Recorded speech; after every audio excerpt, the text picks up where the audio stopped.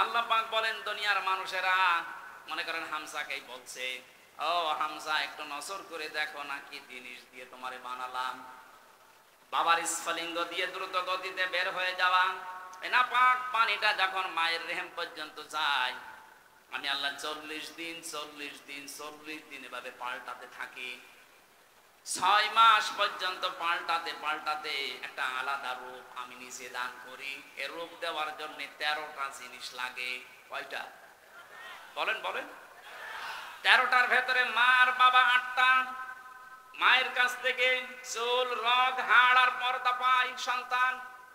বাবার ওই না পাক পানি দিয়ে রক্ত, গোশত, চর্বি আর চামড়া বানায়। 4 4 8টা হলে মানুষ তৈরি হবে না। আল্লাহ পাক বলেন আমি যে রব নাম নিয়েছি এই কারণে আরো 5টা জিনিস দান করি। ওয়াজআলা লাকুমুস সামআ ওয়াল আবসারা ওয়াল আফইদা ইলা আখিরি আয়াত। সূরা নাহলের 78 নম্বর আয়াতের মাঝের অংশে আছে। 14 নম্বর পারার 14 নম্বর পৃষ্ঠা 14 নম্বর লাইনে আছে। আল্লাহ পাক বলেন শ্রবণ শক্তি, দর্শন শক্তি, বাক শক্তি, আকেল শক্তি আর জ্ঞান শক্তি, এই 5টা আমি নিজে দান করি। একটাও যদি কম দিতাম, তুমি হামজা আসতে, যদি আমি দর্শন শক্তি না দিতাম তাহলে কানা হয়ে আসতে। এই কথা বলছে না? অনেক কানা দুনিয়ায় আসে না? আল্লাহ তারে 12টা দিয়েছে, ওই একটা দেয়নি। কোন মানুষকে যদি এই যে বাক শক্তি না দিতাম মানুষ আসতো কিন্তু কথা বলতে পারতো না, বোবা। আমার তো মাঝে মাঝে এই সৃষ্টিগুলো নিয়ে চিন্তা হয়, আল্লাহ দয়া করে যদি আমাকে একটাও কম দিতে, পূর্ণাঙ্গ হামজা কেউ বলতো না, বলতো কানা হামজা, শুধু আমারে একা বলতো। এই কথা বলছেন না? আপনি এটা যদি না পেতেন আপনাকেও বলতো যে বোবা, এ কালা। আকেল শক্তি আল্লাহ যদি না দিত আপনি পাগল হয়ে আসতেন। এই জন্য আকলটা যারা ব্যবহার, পাগলের বিচার নেই কারণে, পাগলের উপরে শরীয়তের বিধান কার্যকর হয় না এই কারণে তাদের উপর আকল নেই। আল্লাহ পাক বলেন ইন্না শাররাদ দাওয়াবি ইনদাল্লাহিস সাম্মুল বুকুমুল্লাযীনা লা ইয়াকিলুন। সূরা আনফাল 22 নম্বর আয়াতে আল্লাহ জানিয়েছেন পৃথিবীতে যত সৃষ্টি বানিয়েছি আমি আল্লাহর কাছে সবচাইতে নিকৃষ্ট ওইটা যার বিবেক কাজে লাগে না। কি হয়েছে বলেন তো আপনার বিবেকের? কেন বিবেকটা কাজে লাগান না? কোরআনে কারিমে আমি দ্বিতীয়বার পেয়েছি যারা জাহান্নামের দরজার কাছে যাবে, ধাক্কা দিতে দিতে যখন জাহান্নামের দরজার কাছে নিয়ে যাবে মানুষদেরকে, ওখানে যিনি দাঁড়িয়ে আছেন মালিক, দারওয়ান ফেরেশতা, ফেরেশতা বলবে হাত্তা ইযা জাউহা ফুতিহাত আবওয়াবুহা ওয়া ক্বালা লাহুম খাযানাতুহা আলাম ইয়াতিকুম রুসুলুম মিনকুম ইয়াতলুনা আলাইকুম আয়াতি রাব্বিকুম ওয়া ইউযিরুনাকুম লিকা ইয়াউমিকুম হাদা। সূরা জুমারের 70-71 নম্বর আয়াতের মাঝের অংশে আছে আল্লাহ পাক বলেন জাহান্নামে যাওয়ার সঙ্গে সঙ্গে জাহান্নামের দরজাগুলো খোলা হবে। এখান থেকে একটা শিক্ষা পাওয়া যায়। আমি জেলখানার সাথে আয়াতটা মিলিয়েছিলাম। পৃথিবীতে যত কারাগার আছে সব কারাগারকে আল্লাহ জাহান্নামের সাথে তুলনা দিয়েছেন। আর দুনিয়া সিজনুল মুমিন ওয়া জান্নাতুল কাফির, দুনিয়ার ময়দানটা হচ্ছে মুমিনদের জন্য জেলখানা। কে বলছে? কারাগার জেলখানা, এটা নবীজি জানিয়েছেন। আমি এই শব্দ মিলালাম এইভাবে যে কারাগারের দরজা সব সময় 24 ঘন্টা বন্ধ থাকে। যেই দিন এটা ওপেন করা হয়েছে ওই দিন থেকে যতদিনে কারাগার স্থায়িত্ব, যতদিন থাকবে কোনোদিন কারাগারের মেন ফটক খোলা থাকবে না। 24 ঘন্টা বন্ধ থাকে। কেউ গেলে খুলে দেয়, তাড়াতাড়ি ঢুকে আবার তালা মেরে দেয়।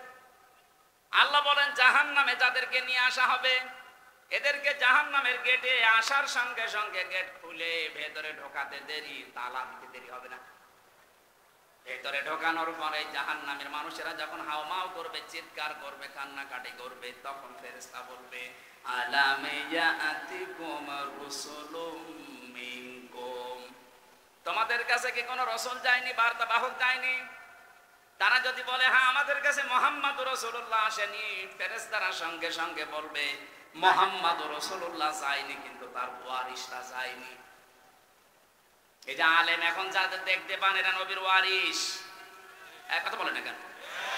আল উলামা ওয়ারাসাতুল আম্বিয়া, নবীরা ঘোষণা দিয়েছেন, বিশ্ব নবী বলেন আলেম যারা এরা নবীদের উত্তরাধিকারী ওয়ারিস। তারা টাকা পয়সা রেখে যায়নি, কিন্তু তারা এলেম রেখে গিয়েছে। যারা এলেম পাবে এবং এলেম অনুযায়ী আমল করবে, কাজ করবে, এই মানুষগুলো নবীর উত্তরাধিকারী ওয়ারিস, নাইবে রাসূল। এই যে রসুলুন বহু বচন দিয়েছেন এই কারণে, হয়তো মুহাম্মদ রাসূলুল্লাহ কিয়ামত পর্যন্ত থাকবে না, কিন্তু তার উত্তরাধিকারী নায়েব থাকবে না, এখন নেই। আরো জোরে বলে। তাহলে আয়াতটা মনে করেন আমির হামজা সুলাইমান এদের জন্য। ফেরেশতা বলবে কি তোমাদের কাছে হামজা সুলাইমান যায়নি? ওরা স্বীকার করবে হ্যাঁ গিয়েছিল। তারা কি আল্লাহর এই আয়াতগুলো সম্পর্কে তোমাদের সতর্ক করেনি যে এরকম জাহান্নাম আছে, এরকম শাস্তির একটা জায়গা আছে, এখানে আসলে এরকম ভাবে শাস্তি দেওয়া হয়? যতগুলো জাহান্নামের শাস্তির ধরন আমি পড়েছি, সবচাইতে আশ্চর্যজনক এবং কঠিন আমার কাছে মনে হয় লাজাটা। সূরা মারিজের ভেতরে আল্লাহ আমাদেরকে একটু ইঙ্গিত দিয়েছেন, ওয়ালা ইয়াসআলু হামিমুন হামিমা ইউবাসসারুনাহুম ইয়াওয়াদ্দুল মুজরিমু লাউ ইয়াফতাদি মিন আযাবি ইয়াউমিইযিম বিবানি। সেদিন কোনো বন্ধু বন্ধুকে উপকার করতে পারবে না। মানুষ এমন কঠিন অবস্থায় পড়ে যাবে, সে নিজের আপন সন্তানকে পর্যন্ত বলবে আল্লাহ এটা মুক্তিপণ হিসাবে দিয়ে দিলাম, তুমি আমাকে একটু রক্ষা করো। সাহিবাতিহি ওয়া আখি, তার স্ত্রীকে, তার সাথীকে, তার ভাইকে সে দিতে রাজি হয়ে যাবে। ফাসিলাতিহি আল্লাতী তুবি, এমনকি তার জ্ঞাতি গোষ্ঠী যারা তাকে আশ্রয় দিত, প্রশ্রয় দিয়ে রাখতো, অন্যায় করলেও যারা বাঁচিয়ে দিত, বিভিন্ন ক্ষমতা পাওয়ার, টাকা পয়সা, আইন দিয়ে, তাদেরকে সে বলবে এগুলো দিয়ে দিলাম। আল্লাহ বলবেন না, অমাং ফিল আরদি জামিআ, শেষে বলবে আল্লাহ দুনিয়ায় যত সম্পদের মালিক ছিলাম, স্থায়ী অস্থায়ী সব দিয়ে দিলাম। মাইনজি, এরপরও আমাকে নাজাত দাও। এবার ধমক আসবে। আল্লাহ রাব্বুল আলামিন তার বিচারের কাঠ পড়ে এবার মাত্র ধমক মারবেন, কাল্লা, কখনোই না, ইন্নাহা লাযা, তোর আমি লাজাই দেব। কোথায়? বলেন বলেন। শব্দটা শুনতে যত ছোট মনে হচ্ছে, ব্যাপারটা অত ছোট মনে না। ইন্নাহা লাযা, তোরে আমি লাজাই দেব। বর্ণনা দিচ্ছেন এরপরে লাজা কি জানো? নাযাআতাল লিশাওয়া, এখানে আগে দেওয়ার সঙ্গে সঙ্গে চামড়া খসে যাবে। পৃথিবীতে এমন কোন জায়গা আমার চোখে ধরা পড়ে নাই যেখানে যে ঘরের ভেতরে ঢুকলে চামড়া খসে যায় না। চামড়া খসানোর কিছু পদ্ধতি আছে, ওগুলো আগে অ্যাপ্লাই করা লাগে, ওগুলো আগে প্রয়োগ করা লাগে, তারপরে চামড়া খসে। কিন্তু এই লাজা এমন একটা ঘর আল্লাহ বানিয়েছে, জাহান্নামের একটা নাম, এখানে ঢুকলেই চামড়া আগে খসে যায়। আল্লাহ বলেন যে লাজা, এই চামড়া খসায় এই ঘর কাকে ডাকবে জানো? তাদউ মান আদবার ওয়া তাওয়াল্লা। এই যে লাজা নামক এই জাহান্নাম যেখানে চামড়া খসানো হবে, এটা ডাকবে তাদেরকে দুনিয়ায় যাদের সত্যের দিকে ডাকার পরে মুখ। আর এটা আমার মনে হয় বাংলাদেশে বেশি, কারণ এত কোরআনের কথা পৃথিবীর কোনো দেশে হয় না। এত সতর্ক করার পরও দেখবেন না, ওর মতের মিল যখন হয় না, ওর নিজের সাথে মেলে না, আস্তে করে উল্টা পাল্টা ফতোয়া দিয়ে চলে যায়। এক কথা বলছেন না কেন? আমি কি আমার বাবার বানানো কথা বলছি? আপনি কোন কারণে মানেন না? আপনি নিজের সাথে মিলিয়ে যাচ্ছে, তখন আপনার রাগ হয়। মানে তাদউ, আল্লাহ বলেন ও ডাকবে তোকে, মান আদবারা ওয়া তাওয়াল্লা, যে ব্যক্তি মুখ ফিরিয়ে নিয়ে উল্টা অ্যাবাউট টার্ন করে চলে গেছে। আজকে যে আয়াত থেকে কথা বলছে, এই বিবেকটা যাদের কাছে লাগবে না, অনেকের লাগছে না, তাদের কিন্তু পরিচয় লাগবে, আমি জানি। কথা বলে না কেন? আপনি যদি সতর্ক না হন, যেখানে আছেন ওখান থেকে কিন্তু এমন জায়গায় আল্লাহ ফেলবে, উঠতে পারবেন না। এক ছেলে এসে কাঁদছিল বাবার কাছে। বাবা বলছে, এই কাঁদিস কেন, কি হয়েছে? বলছে, আব্বা রেজাল্ট দিয়েছে। রেজাল্ট দিয়েছে, কি কাঁদার কি আছে? তুই পাস করলি না ফেল করলি এটা বললেই তো হয়। ডাক দিয়ে বলছে, আব্বা ফেল করলে তো কথা ছিল, ছিলাম 5-এ, নামিয়ে দিয়েছে 3। এখন আমার ওই জায়গায় উঠতে আরো 2 বছর লাগবে। আপনি আজ কোরআনের কথাগুলো শোনার পরে বুঝতেছেন যে হ্যাঁ, আমার ভেতরে এই দোষ আছে। আমি সত্যকে সত্য জানার পরও অ্যাবাউট টান করে চলে যায়, আপনার জায়গা ওই লাসা। আপনি প্রবেশ করতে দেরি, চামড়া কষতে দেরি হবে না। আর একটা কথা আল্লাহ এরপরের আয়াতে জানিয়েছেন, ওয়া জামাআ ফাআওয়া। যারা সম্পদ আদি জমা করে আর বারবার হিসাব নিকাশ করে এবং এটা কি করে সংরক্ষণ করা যায় সেই চিন্তা ভাবনায় থাকে, এই 15.5 বছরে কত কোটি কোটি টাকার মালিক এক একজন হয়েছে। এটা যদি বৈধ পথে উপায় করা লাগতো, কিয়ামতের আগে সম্ভব ছিল না। এক দরবেশী 36,000 কোটি টাকার মালিক। এক কথা বলছে না কেন? এস আলম গ্রুপ ইসলামী ব্যাংক থেকে 75,000 কোটি টাকা মেরে খেয়েছে। এক একজনের বাবার নামে, মায়ের নামে, মেয়ের নামে, ছেলের নামে, বোনের নামে কত কোটি কোটি টাকা পাচার হয়েছে। আপনি একটু বাইরের দেশে গিয়ে খবর নিয়ে আসেন। বেগম পাড়া হাওয়ায় হয়নি, টাকা দিয়ে বানানো দেখেছি। আমি একটা হাদিস বলছি, পাঁচটা পয়েন্টের একটা বলছি, একটু মিলান তো। আপনি শুনতেছেন না? শেষ করে দেব। বিশ্বনবী যেদিন নবুয়ত পান, আমি আলেমদেরকে বলছি, নবুয়ত পাওয়ার পরে এসে খাদিজাকে বলেছিলেন, সাম্মিলুনি সাম্মিলুনি, আমাকে ঢেকে দাও, আমাকে ঢেকে দাও, আমি ভয় পেয়েছি। এই এদিকে তাকান। আমি ভয় পেয়েছি, আমার জীবনের উপরে আমার আশঙ্কা হচ্ছে, না জানি আমি মরে যাই কিনা, আমাকে ঢেকে দাও। হযরতে খাদিজাতুল কুবরা ওই দিন বলেছিলেন, স্বামী ভয় পাবেন না। আবুল কাসেম, কেন ভয় পান? কাল্লা, কখনো না। আল্লাহি মা ইউখসিকাল্লাহু আবাদান, ইন্নাকা লাতাসিলুর রিহমা ওয়া তাহমিলুল কাল্লা ওয়া তাকসিবুল মা'দুমা আতুকরিউদ দাঈফা আতুইনু আলা নাওয়াইবিল হক। 5টা কথা খাদিজা ওই দিন বলেছিলেন। আমি এবার আলেম সহ যারা মেয়েরা এসেছেন তাদেরকে একটু অ্যাক্টিভ হওয়ার জন্য বলছি, মিলাবেন। ওই সময় খাদিজা কিন্তু মুসলমান এখনো হয়নি, কারণ ইমানের দাওয়াত পায়নি। তিনি বলেছিলেন, আল্লাহর কসম, কখনো আল্লাহ আপনাকে ভয় দেখাতে পারেন না। কোন জিন, পরি, ভূত এগুলো আপনাকে ভয় দেখাতে পারে না। আপনি যে কাজগুলো করেন, দেখেন তো আপনি স্বামী হিসাবে এই কাজগুলো করেন কিনা। ইন্নাকা লাতাসিলুর রিহমা, আপনি রেহেমের সম্পর্ক ঠিক রাখেন। রেহেম মানে আত্মীয়তা। রেহেম মানে কি? বলেন বলেন। নিজের স্ত্রী স্বামীর চরিত্রের গ্যারান্টি দিচ্ছে যে আপনার ভয় নেই, আল্লাহ আপনাকে ভয় দেখাবেই না, কারণ আপনি রক্তের সম্পর্ক ঠিক রাখেন। এখানে আমি সহ বহু স্বামী বসে আছি, দেখতে মনে হয় বুজুর্গ, অথচ নিজের আপন বোনের সাথে সম্পর্ক নেই। কথা বলছে না কেন? নিজের ভাইয়ের সাথে সম্পর্ক নেই। এগুলো রক্তের সম্পর্ক না। কি করবেন আপনি? নামাজ পড়ে, রোজা রেখে, হজ করে, রক্তের সম্পর্কটা গুরুত্বপূর্ণ। যখন আল্লাহ সব সৃষ্টি শেষ করে দিলেন, তখন এই রেহেম আল্লাহর কুদরতি পা জড়িয়ে ধরেছিল। ডাক দিয়ে বলে, মাবুদ, আমার সম্পর্কতে কিছু বলবে না। আল্লাহ পাক বলেন, তোমার সম্পর্কে আমার রায় হচ্ছে, তোমার সাথে যারা সম্পর্ক রাখবে, আত্মীয়তার সম্পর্ক, রক্তের, আমি তাদের সাথে আছি। যারা তোমাদের সম্পর্ক ছিন্ন করবে, আমি আল্লাহ তাদের সাথে নেই। আপনি রক্তের সম্পর্ক যদি ছিন্ন করে দেন, আল্লাহ আপনার সাথে নেই। বলেন, আপনার নামাজ দিয়ে আপনি কি জান্নাতে যেতে পারবেন? রোজা দিয়ে, যাকাত দিয়ে? এই বলেন না কেন? তাহলে আজকে থেকে এই সিদ্ধান্ত পাল্টান। ধর্ম আত্মীয় পাঠিয়েছে সে রাজীবপুরে, প্রতি মাসে 3 বার করে যাচ্ছে জাকির সাহেব, অথচ নিজের বাবা, নিজের মা, নিজের আপন বোন পাশের বাড়িতে বিয়ে হয়েছে, 1 বছরে একবারও যায় না। আর আমি যতটুকু বাস্তবে দেখতে পাচ্ছি, আজ হাজারো স্বামীদের রক্তের সম্পর্কগুলো নষ্ট হওয়ার পেছনে কারণ তার বউ। বেশি বলে ফেললাম? বেশি হয়নি, কেবল শুরু হচ্ছে। এ বর শুধু একাদশ না, এই বউকে কান পড়া দেয় ওই বর মা আর ওর বড় বোন। এরকম বউ আছে কার ঘরে? হাত তোলেন তো। যাকে এলাকায় ওয়াজ ঠিক আছে।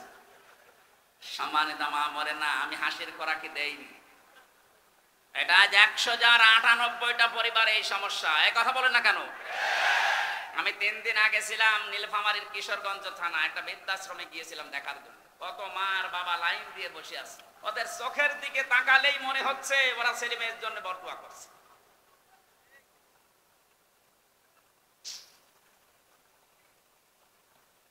এই ছেলেটার জন্য 25 থেকে 30 বছর ওর মা বাবা শ্রম দিল, আর বিয়ে করার পরে বউটা এমন 2 দিন পরে পরে বলে আলাদা হয়ে যাও, এই বুড়ি বুড়ার সাথে আমি আর থাকবো না।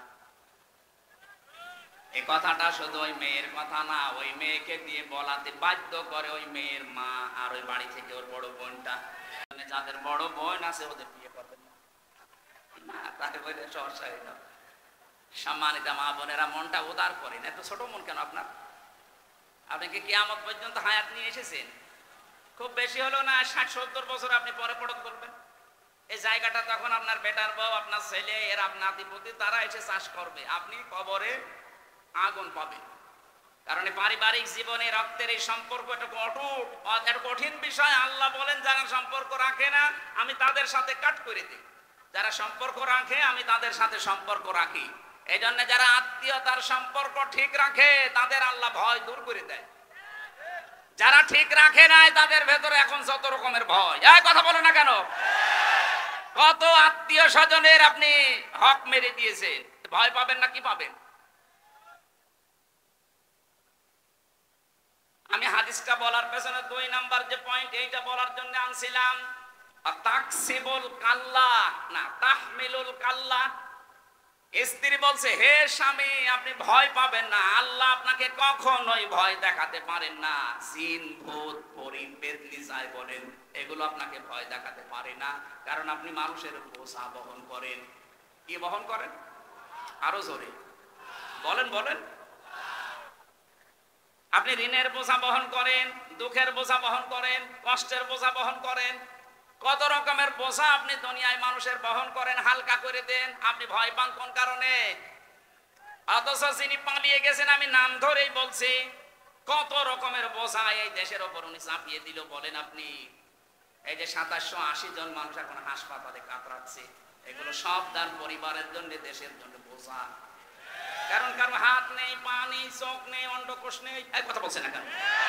এই ছেলেটা, এই মেয়েটা যারা অসুস্থ হয়ে এখন হাসপাতালে পড়ে আছে, এগুলো তার পরিবারের জন্য বোঝা না, এই সমাজের জন্য বোঝা না, দেশের জন্য বোঝা না।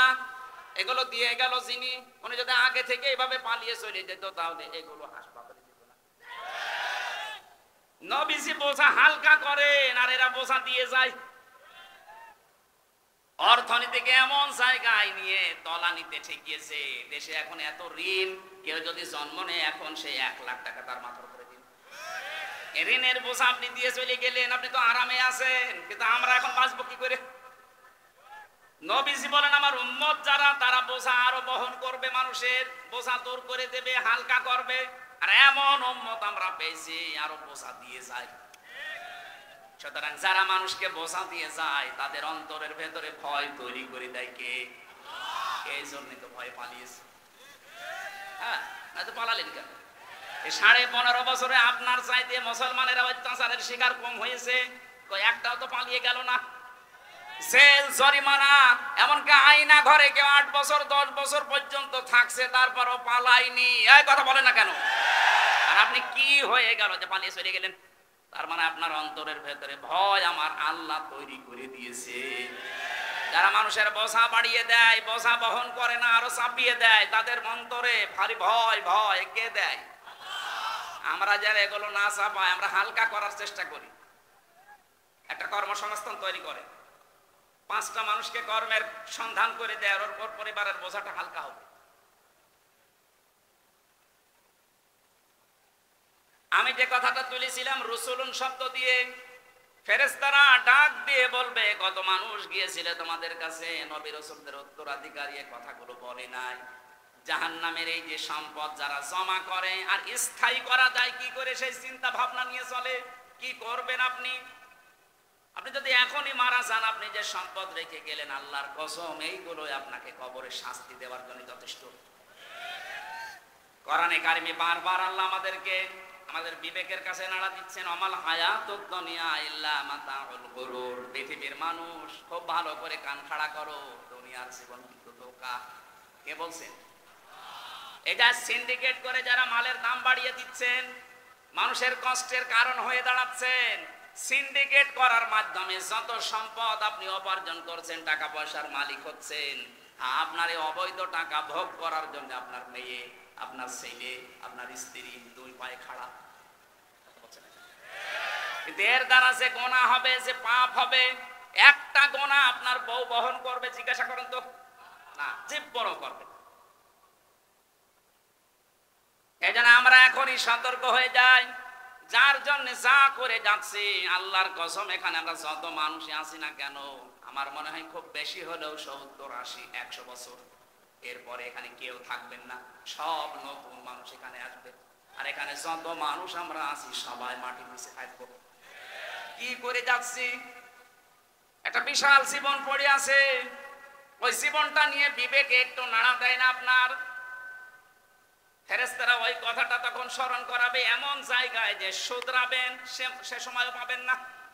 তখন একবারে বলা লাগবে, ক্বালু বালা। আমাদের কাছে আমির হামজা এসেছিল, সুলাইমান এসেছিল, হোসাইন এসেছিল, সতর্ক বাণী উচ্চারণ করেছে, এই কথাগুলো আমাদেরকে জানিয়েছিল। আল্লাহর সাথে সাক্ষাৎ হবে। ক্বালু বালা ক্বাদ জাআনা নাযীর ফাকাযযাবনা ওয়া কুলনা মা নাযালাল্লাহু মিন শাই ইলা আখির আয়াত। তারা যখন কথা বলতো কোরআনে কারিমের আয়াত দিয়ে, আমরা সামনে পেছনে বসে বসে মনে করতাম, না এ বেটা মিথ্যা কথা বলে, এইরকম কথা আল্লাহ দেয়নি। এরকম ধারণা অনেকের মনে আসে না? এই কথা বলছে না কেন? আমার তো মনে হচ্ছে আল্লাহ মানুষের মনের কথাগুলো তিনি যেহেতু আগে জানেন, আগে জানিয়ে দিয়েছেন যে এরকম কিছু মানুষ বসে থাকবে, ওরা মনে মনে ভাববে না এইরকম কথা মনে হয় আল্লাহ নাযিল করেনি। শাস্তি যখন আরম্ভ হয়ে যাবে, তখন এবার বলবে, ওয়াকালু লাউ কুন্না নাসমাউ আও নাকিলু মা কুন্না ফি আসহাবিস সাঈর। ওই সময় যদি আমরা কথাগুলো শুনতাম, মনের কান দিয়ে, দিলের কান দিয়ে যদি ভালোভাবে শুনতাম, আর যদি মেনে নিতে পারতাম, আমাদের আকলকে কাজে লাগিয়ে, বিবেকটাকে যদি আমরা কাজে লাগাতাম, মা কুন্না ফি আসহাবিস সাঈর, এই জাহান্নামের সাইরে আজকে আমাদের আশা লাগতো না। ফাতারাফু বিযামবিহিম ফাসহাকাল লিআসহাবিস সাঈর। নিজের অপরাধ যখন স্বীকার করবে, এমন জায়গায় দাঁড়িয়ে স্বীকার করছে যে শুধরাবে, সে জায়গা আর পাবে না। প্রশ্ন আমরা যারা পরীক্ষা দেয় দুনিয়ায়, যখন ঘন্টা দেবে তখন প্রশ্নপত্র দেবে, তার 2 মিনিট আগে দেয়। বলেন বলেন।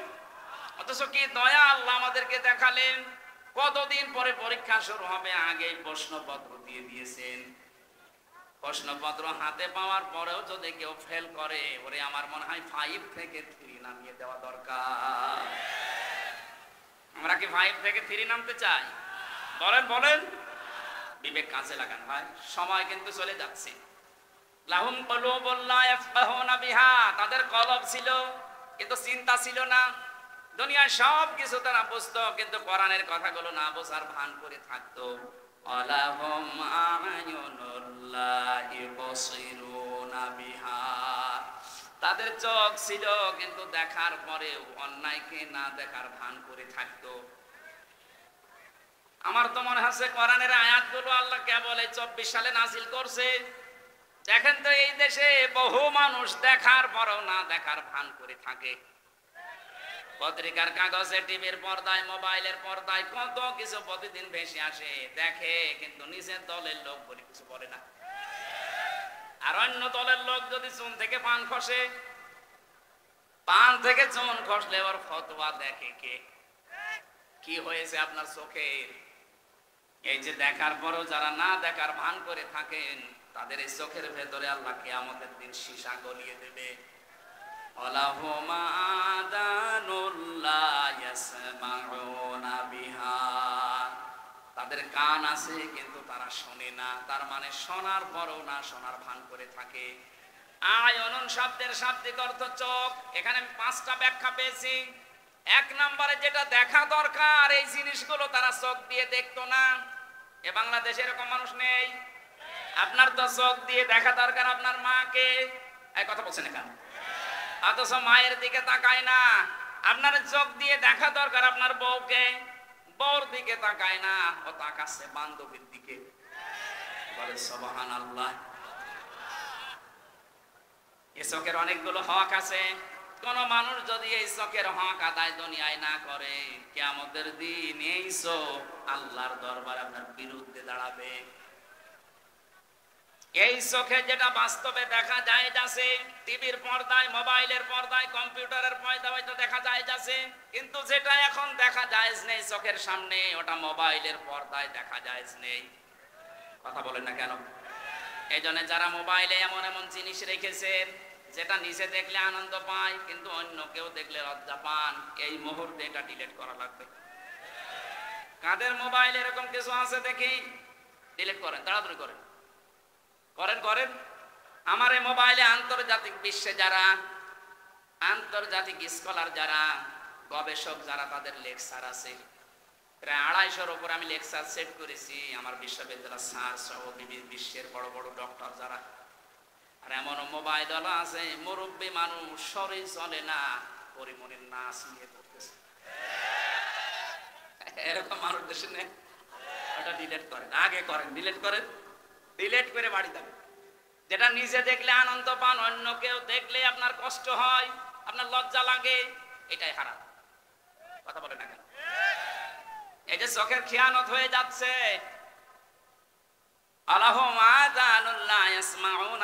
তাদের কান ছিল কিন্তু যেটা শোনার দরকার ওটা শুনতো না। এমন এমন জিনিস শুনেছে যেটা শোনা তার এই কানের জন্য জায়েজ ছিল না। আমরা আশা করছি আপনি কান দিয়ে এমন কিছু শুনবেন যেটা শুনলে কিয়ামতে আপনার পুঁজি তৈরি হবে। ইয়া আইয়ুহাল্লাযীনা আমানুত্তাকুল্লাহা ওয়াল তানজুর নাফসুম মা কদ্দামাত লিগাদ ওয়াত্তাকুল্লাহা ইন্নাল্লাহা খাবীরুম বিমা তা'মালুন। বলেন আল্লাহু আকবার। ওহে যারা ঈমানের দাবি করো, আমাকে ভয় করো। প্রতিটি ঈমানদারের উচিত, প্রতিটি নফসের মানুষের উচিত এই যে আগামী দিনের জন্য তার প্রস্তুতি কেমন আছে এটা যেন সে নজর করে দেখে। আল্লাহ কিন্তু এখানে নাজারা দিয়েছেন, রোয়া দেননি। রোয়া মানে দেখা, কিন্তু রোয়া মানে চোখ দিয়ে দেখা, আর নাজারা মানে গবেষণা করে দেখা। প্রতিটি মানুষের উচিত হবে চিন্তা ভাবনা করে গবেষণা করে দেখা যে আগামী দিন যে সময় আমার সামনে আসছে, ওই দিন তো আমার সামনে আমার স্ত্রী, ছেলে মেয়ে, আমার বন্ধু বান্ধবী কেউ থাকবে না। সুতরাং ওই জায়গায় আমার চলার মতো কেমন পুঁজি তৈরি হয়েছে একটু দেখি। এই চিন্তা যতদিন আপনার মনের ভেতরে বদ্ধমূল ভাবে না বসবে, আপনার জীবন ততদিন আপনি পরিচ্ছন্ন করতে পারবেন না। তাফসীরে তাবারির ভেতরে একটা ছোট্ট ঘটনা পড়েছিলাম এই আয়াতের। আল্লাহর এক বুজুর্গ বান্দা গেছে বাজারে, সাদাই করার পরে দোকানদারকে টাকা দিয়েছে।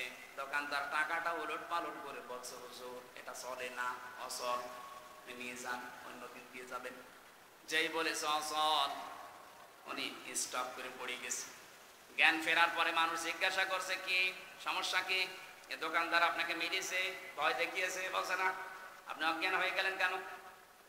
বুজুর্গ বান্দা বলছে, দেখো এ বাজার করার পর সদাই কিনে যখন টাকাটা দিলাম, উনি উলট পালট করে বলছে এটা অচল, এর মাঝে যে দাগটা থাকার দরকার ওটা নেই, এটা দুনিয়ার বাজারে চলে না।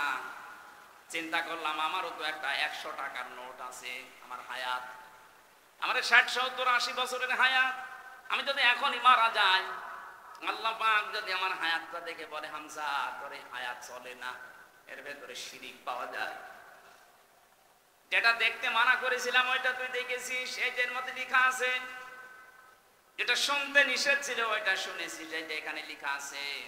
এরকম আমল নামা নিয়ে, এরকম একটা হায়াত নিয়ে, এরকম টাকা নিয়ে আমার জান্নাতে যাওয়া যাবে না। যা, তখন আমার কি হবে এই চিন্তা করে আমি সেন্সলেস হয়ে গেছি।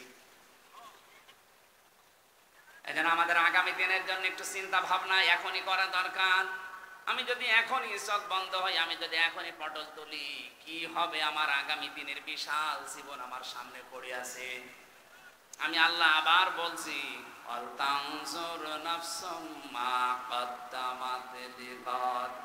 প্রতিটি মানুষের এটা কিন্তু উচিত যে আগামী দিনের জন্য তার প্রস্তুতি কতটুকু।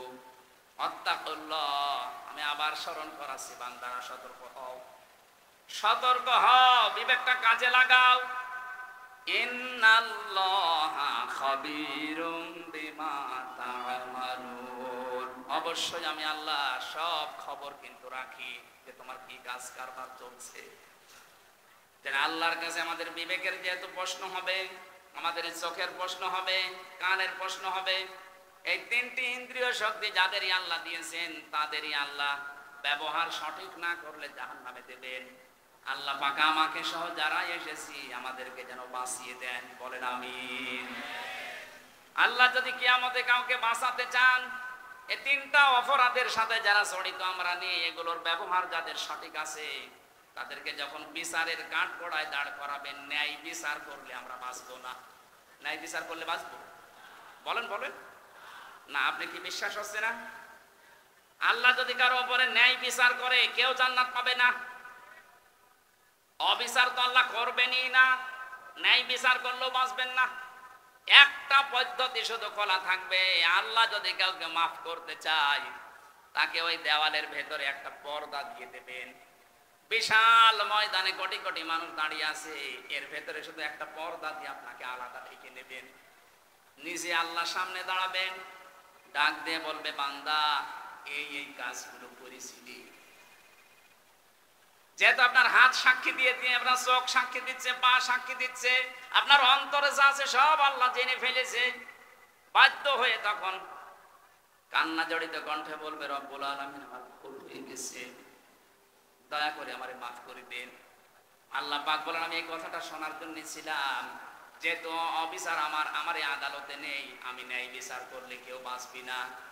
ওই তিনটি ইন্দ্রিয় শক্তি যাদের হালকা পাতলাও কাজে লেগেছে, যাদের কলবে, যাদের বিবেকে কাজ করেছে, যাদের কান ব্যবহার হয়েছে সঠিকভাবে, চেষ্টা চালিয়েছে, যাদের চোখ ব্যবহার করার জন্য তারা চেষ্টা চালিয়েছে, এই মানুষটাকে আল্লাহ মাফ করার একটা ফন্দি তৈরি করবেন। এটা সবার সামনে অপমান করবেন না, এদেরকে একটা পর্দা দিয়ে ঢেকে নিয়ে অপরাধগুলো স্বীকার করাবেন। আগে যখনই বলবে আল্লাহ আমার ভুল হয়ে গেছে, আল্লাহ বলবেন, যা আমি করে গোপনে মাফ করে দিলাম।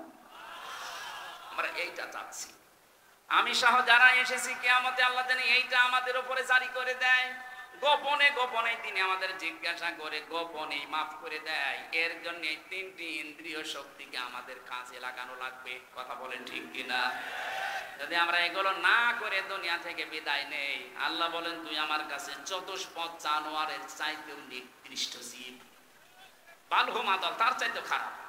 উলাইকা হুমুল গাফিলুন, বান্দা তোরা গাফেল।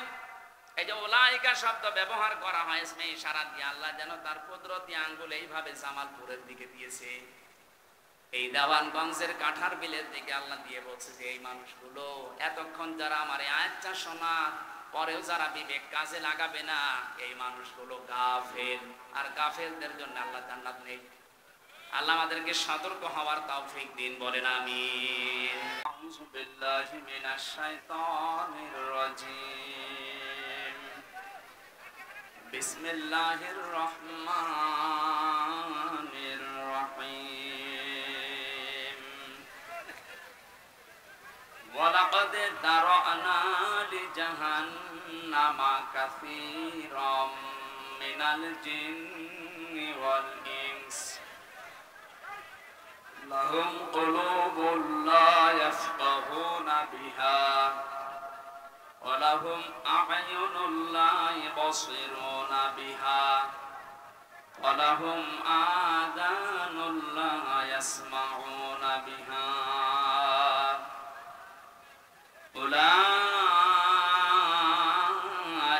كالأنعام بل هم أضل أولئك هم الغافلون صدقت يا ربنا اللهم صل على سيدنا مولانا محمد وعلى آل سيدنا مولانا محمد الحمد لله এই কে শুরু করেছে রা হ্যাঁ এখানে কি করেন কি ভাই বসেন হ্যাঁ বসেন নাই বাড়ি চলে যান মনে হচ্ছে মাছের হাট পেয়েছে কি আশ্চর্য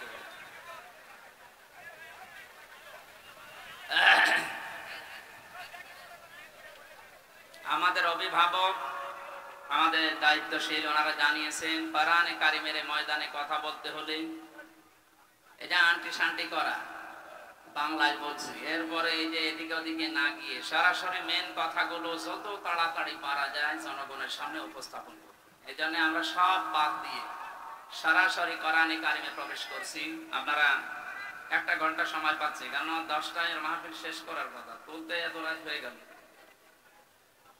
বাংলাদেশের ঐতিহ্যবাহী জেলা জামালপুর দেওয়ানগঞ্জ থানার অন্তর্গত কাঠারবিল সাপমারি এই মাইকে কি সমস্যা বললাম রিভাব দেবেন শুধু এক বন্ধ করে দেন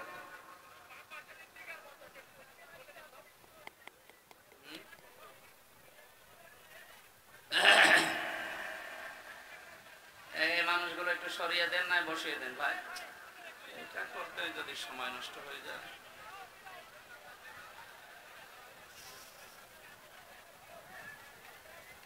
মাহফিলের সভাপতি আমার আরাফাতের ভাই আলহাজ খন্দকার মেজাজুর রহমান প্রধান অতিথি ব্যারিস্টার শাহাদত বিন জামান শোভন সম্মানিত সদস্য বাংলাদেশ জাতীয়তাবাদী দল বিএনপি দেওয়ানগঞ্জ উপজেলা শাখা মঞ্চে কথা বললেন এতক্ষণ মাওলানা হোসাইন আহমেদ মাহফুজ চুয়াডাঙ্গা উপস্থিত আছেন আপনাদের এলাকার সন্তান ইসলামিক চিন্তাবিদ শিক্ষাবিদ শ্রদ্ধাভাজন বড় ভাই জনাব মাওলানা সুলাইমান হোসাইন দামাত বারকাতুহুমুল আলিয়া এই জেলাতে আসলে যার কথা মনে পড়ে আমাদের শ্রদ্ধাভাজন শিক্ষক জামালপুরের কৃতি সন্তান ডক্টর আবামা সাইফুল ইসলাম সিদ্দিকী আতালাল্লাহু উমরাহু ওয়া বারাকাল্লাহু ফি হায়াতি বলেন আমিন মঞ্চে বসা সম্মানিত ব্যক্তিবর্গ সামনে বসা মুসলমান ভাইরা পর্দার আড়ালের সম্মানিতা মা এবং বোনেরা প্রশাসনের ভাইরা প্রাণপ্রিয় জামালপুরবাসী আল্লাহকে ধন্যবাদ জানাচ্ছি যিনি একটা স্বাধীন দেশ আমাদেরকে দিলেন গত বছর এখানে এসেছিলাম তো ভয় ভয় এই যে খালি ইয়াবুদু রাব্ব হাযাল বাইত আল্লাযী আত'আমাহুম মিন জৌ ওয়া আমানাহুম মিন খাউফ আল্লাহ বলেন এই ঘরের মালিকের ইবাদত করো তার মানে কাবা শরীফ যদি সত্যি আমরা ইবাদত করতে পারি আল্লাহ দুইটা গ্যারান্টি দিয়েছেন ক্ষুধা লাগলে খাবারের ব্যবস্থা করবে ভয় আসলে তিনি দূর করে দেবেন আমরা এই আয়াতকে সামনে রেখে বাকি সামনের জীবন যদি চালাতে পারি সত্যি আমাদের খাদ্যের যে ব্যবস্থা রাজ্জাক নাম নিয়েছেন তিনি অবশ্যই তিনি এটা দায়িত্ব পালন করবেন বলেই নিয়েছেন অন্যান্য ধর্মে যারা দেবতা মানে তারা এই যে দুর্গাকে দায়িত্ব দিয়েছেন রিজিকের যে দুর্গা যখন আসে তখন ফসলের বরকত বেড়ে যায় এটা ওদের বিশ্বাস যদিও দুর্গাকে যদি ফসলের মাঝে রাখেন দেখবেন দুর্গা সহ ফসল চুরি হয়ে গেছে কথা বলে না এটা যদি কোনো অমুসলিম যারা ওদের পূজা করে ওনাদেরকে যারা বিশ্বাস করে তারা যদি বলে এটা মেনে নেওয়া যায় কোন মুসলমান একটা হাজী সাহেবা সে যদি এই কথা বলে যে মা দুর্গা গজে চড়িয়ে এসেছে এই জন্য ফসলের বৃদ্ধি হয়েছে বরকত এই একটা কথা হইল শয়তান পর্যন্ত শোনে আর হাসে যে এ কি গো এ কোন ধর্মের লোক এই জন্য আল্লাহ আমাদেরকে অন্তত যে ভয়টা ছিল যদিও তিনি দূর করে দিয়েছেন, এটা যেন স্থায়ী হয়। এটা নষ্ট করার জন্য অনেক চক্রান্ত চলছে। আমাদের এই সমস্ত আশপাশ দেশগুলো সব জানে, বেশিরভাগ নির্বাচনের মাধ্যমে নির্বাচিত সরকাররা চালায়। এই কথাটাকে পুঁজি করে যারা পালিয়ে গেছে ওরা কিন্তু বাইরে এখন বিভিন্ন মোড়ল যারা আছে, এই যে আজকে একজন হয়েছে ট্রাম্প, এই ডোনাল্ড ট্রাম্প, এই কি গো এরা কি সরকার, এই আপনারা কথা বলার দরকার নেই, ওদের বিবেকে যদি কাজ না করে তো কি বলবো। আজকের আলোচনার বিষয় হচ্ছে বিবেক। কি বললাম? আমি সামনে নিয়ে যাব ইনশাআল্লাহ। এইটা যাদের কাজে লাগে না সে যেই হোক ও জাহান্নামে যাবে। আমি দেখি বলার পরে ওদের সাথে মেলে কিনা। আমরা আশা করছি আমাদের সাথে যেন এই আয়াত না মিলে যায়। যদি মিলে যায় খবর আছে। উনি বিভিন্ন দেশে এখন ছড়াচ্ছে, মানুষের কাছে আহ্বান জানাচ্ছে, আমি নির্বাচিত সরকার ছিলাম, আমাদেরকে উৎখাত করা হয়েছে, এই যে যা করছে করুক, এদিকে তাকিয়ে থাকে। কোন দিকে তাকিয়ে আছেন? এদিকে তাকিয়ে থাকুন, ওদিকে মারা যা করা। এই কথাটা ছড়ানোর পেছনে কয়েকটা উদ্দেশ্য আছে। যেহেতু যারা মোড়ল এই পৃথিবীর, তারা জাতে মাতাল হলো কিন্তু তাহলে ঠিক আছে। আপনি আমেরিকার দিকে আজকে তাকান, একটা পাগলকে প্রধানমন্ত্রী বানাচ্ছে, তারপর মহিলার হাতে দেখছেন। টের পেয়েছেন বাস্তবতা? ওরা মানব অধিকারের কথা বলে, নারীর অধিকারের কথা বলে, কিন্তু মেয়ে লোক আমেরিকা তৈরি হওয়ার পর থেকে আজ পর্যন্ত প্রধানমন্ত্রী কোন মহিলাকে ওরা বানায়নি, আর আমাদেরকে শ্রবক দেয়। অথচ কোরআনে কারিমের ডাইরেক্ট নিষেধ, নবীজির হাদিসের ডাইরেক্ট নিষেধ না।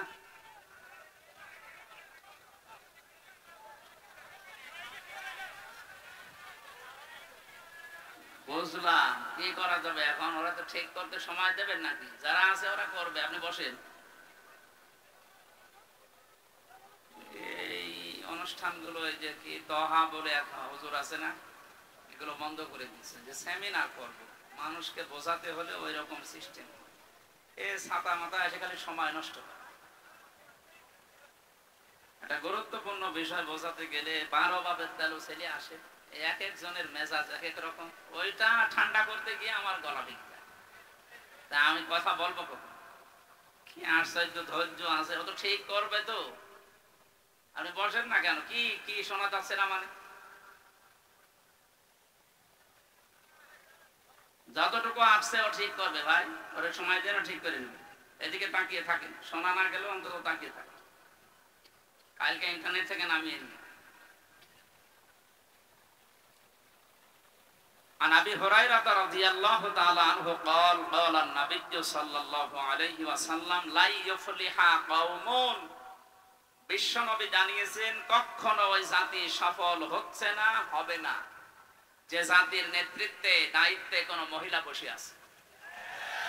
আমার তো এই হাদিসটা 100% বিশ্বাস হয়, আপনাদের হয় না? বলেন বলেন।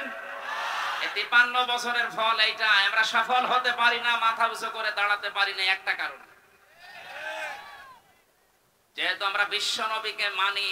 এই জন্য এই কথাটা আজ বাস্তবে মিলাতে হবে। ওরা দেখেন মানে না, তারপরও বাস্তবে মিলায়। ট্রাম্পের মতো একটা পাগলকে ওরা প্রধানমন্ত্রী বানিয়েছে, একটা মহিলার হাতে ওরা দিল না। কথা বলে না কেন? নারীর অধিকার নিয়ে কথা ওরাই বলে পৃথিবীতে। আমরা যদি এই হাদিসটা মেনে চলতাম, আমরা দুনিয়ার উপরে থাকতে পারতাম। আমরা যেন সামনে এটা মেনে চলতে পারি, এটা বিশাল ব্যাপার। কিন্তু খালি মুখে বলা না ভাই। আর রিজালু কাওয়ামুনা আলান নিসা, কোরআনে কারীম জানিয়েছে পুরুষরা হবে এই পৃথিবীর দায়িত্বশীল অভিভাবক, আর মেয়েরা হবে তাদের আজ্ঞাবহ। অথচ আমরা এই আয়াতটা পুরো উল্টিয়ে ফেলেছি, মনে হয় যে ওরাই রাজমিস্ত্রি আর আমরা যোগাই। আর নাই, দেখেন বাস্তবে বড় বড় জায়গাগুলোতে সব ওরা, আর আমরা শুধু ইট আর বালি টেনে দিই। না, এগুলো সফল হতে বাধা। ইফলিহার আগে লান আছে, ইফলিহু ছিল, লান আসার কারণে লাই ইফলিহা, কখনো সফল হতে পারছে না, পারবেও না। এই কথাটা 100 ভাগ বিশ্বাস করি না আমরা? এই জন্য আমরা চাই আগামীতে বাংলাদেশে অন্তত নবীর এই হাদিস আমরা যারা মেনে চলতে চাই, সামনে যেন কোনো মহিলা অন্তত চেয়ারে না বসে, সে যেই হোক। পুরুষ মানুষ আসেন, কথা বলেন না কেন? পুরুষ মানুষ আসেন, আমরা মেনে নিচ্ছি। 96% মুসলমান এই দেশে আমরা বাস করি। কত? এই দেশে আমরা হাফ হাতা চাই, ফুল হাতা চাই না। আপনি কি আন্দাজে হা করে ওঠেন না কিছু বোঝেন? আমি জেলখানায় থাকাকালীন প্রথম যে জেলার পেয়েছিলাম ওইটা ফুল হাতা, হাফ হাতা না। ওর পরে জেলখানায় নাম ছিল দেবদুলাল নাম, কিন্তু মানুষ বলতো ফুল হাতা। ফুল হাতা কি গো? পরে দেখছি ও মুসলমানই দেওয়া নেই। আমরা যেহেতু মুসলমান এই দেশে বেশি বাস করি, আমাদের যারা দায়িত্বে আসবে ওরা হাফ হাতা হবে নাকি? হ্যাঁ, কোন ফুল হাতা দেখতে চান?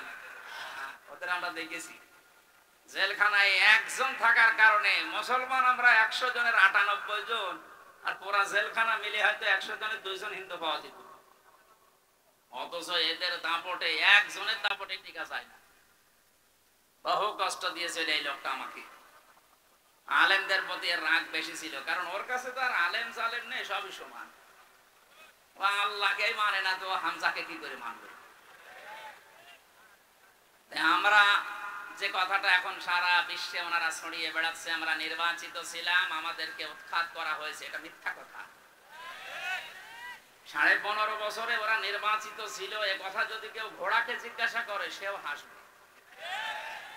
আপনি ঘোড়াকে জিজ্ঞাসা করেন, ও ঘোড়ার হাসি দেখেছেন? হি হি করে হাসে। শয়তানকে জিজ্ঞাসা করলে বলবে একটা কথা বললে, নির্বাচনের আগে যারা 154 জন হয়ে যায়, দিনের ভোট যারা রাতে করে ফেলে, এরা নির্বাচিত, আমরা এ কথা বলে কি করি?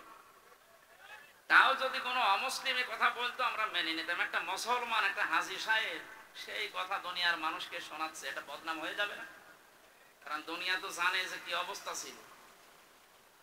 আমি জেলখানায় থাকতে এক ওসি আমার সাথে ছিল, উনি আমারে বলছে, হুজুর আপনি যে তাওবার কথা বলেন মানুষকে, দেখেন তো আমার তাওবাটা কি কায়দায় হচ্ছে।